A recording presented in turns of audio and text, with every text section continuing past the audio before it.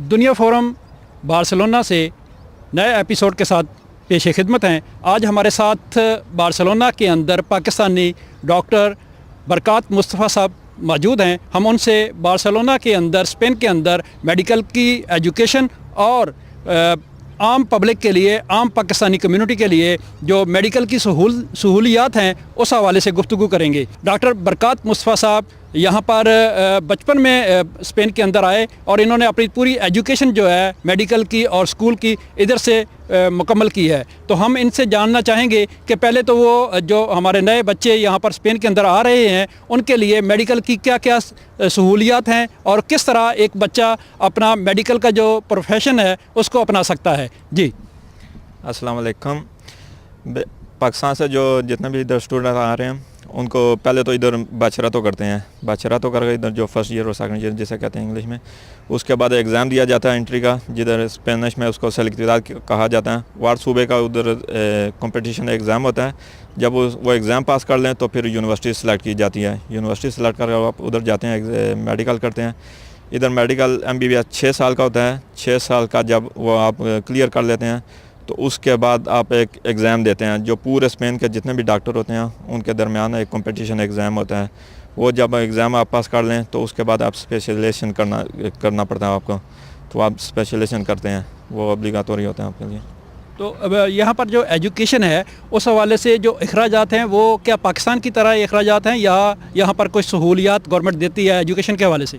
नहीं, गवर्नमेंट बहुत ज़्यादा सहूलियात देती है। मेडिकल का ख़र्चा 8 साल का बेसिकली 10,000 यूरो होता है, लेकिन उसमें से गवर्नमेंट जो है 8,000 यूरो देती है और स्टूडेंट जहाँ सिर्फ 2,000 देते हैं, 20%। तो अगर आपकी वो इकानमी ठीक नहीं है तो गवर्नमेंट उसकी भी हेल्प करती है। तो अगर आप फैमिली ज़्यादा मेंबर हैं जो स्टडी कर रहे हैं तो उसके हवाले से आप गवर्नमेंट ज़्यादा हेल्प करती है। तो सिर्फ आपको इंट्री फ़ीस देनी पड़ती है यूनिवर्सिटी की और बाकी सब फ्री होता है।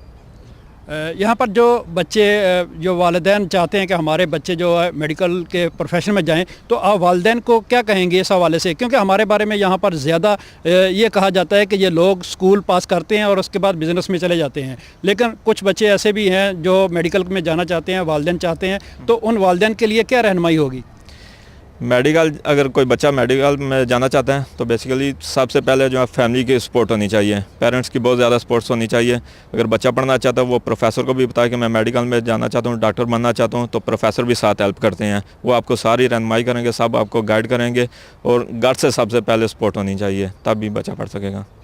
तो यहाँ जो स्पेन के अंदर मेडिकल का सिस्टम है हॉस्पिटल के अंदर, यहाँ हमारे बहुत सारे लोग जो नए आते हैं उनको समझ नहीं आती कि हम किस तरह ट्रीटमेंट ले सकते हैं। बीमारियाँ, ज़ाहिर है इंसान बीमार होता है, तो इस हवाले से आप क्या कहेंगे कि सबसे पहले क्या करना चाहिए हमें? स्पेन का जो सिस्टम है ना मेडिकल, वो बेसिकली पब्लिक सिस्टम है।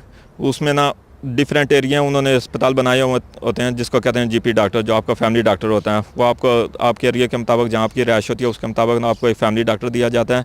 आपको कोई भी बेसिकली प्रॉब्लम हो तो आप सबसे पहले उसके पास जाते हैं। अगर कोई इमरजेंसी है तो इमरजेंसी किसी भी स्पेन में किसी भी अस्पताल में जाकर इमरजेंसी के थ्रू अपना इलाज करा सकते हैं।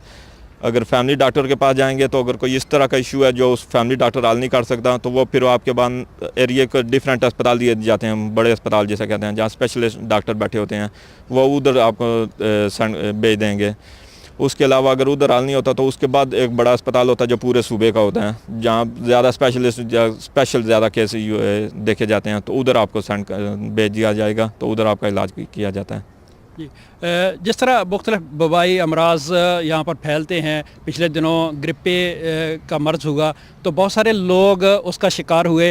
हुकूमत बार बार कहती है कि आप हिफाजती जो इंजेक्शन है वो लगवाएं, तो इस हवाले से आप हमारी कम्युनिटी को क्या कहेंगे? मैं यही मशवरा दूंगा कि ऐसा डॉक्टर के जिन लोगों को बीमारियां हैं, शुगर हो गया, ब्लड प्रेशर हो गया, या बूढ़ों के पास रहते हैं या जिनकी उम्र ज़्यादा 65 साल से ऊपर हो गई है, उनको ये इंजेक्शन लगवाने चाहिए ताकि वो ज़्यादा मज़ीद बीमारियों से बच सकें। ये हिफाजती टीके होते हैं, ये लगाने चाहिए, इसका कोई नुकसान नहीं होता। तो इस जब हुकूमत ये दे रही है, सहूलत दे रही है, तो आपको ये इसका फ़ायदा उठाना चाहिए। यहाँ पर अक्सर देखने में आता है कि पाकिस्तानी अक्सर बीमार रहते हैं और सिर्फ पैरासीटामोल या घर की टोटकों से गुजारा करते हैं, तो उनको चाहिए कि वो सबसे पहले हॉस्पिटल का रुख करें। अक्सर लोगों को देखा है कि उनके पास मेडिकल कार्ड नहीं होते, तो आप क्या कहेंगे कि उनको पहले कार्ड का ज़रूर बुलवा लेना चाहिए ताकि वो हॉस्पिटल से अपनी जो मुतल्लिका सहूलियात है वो ले सके?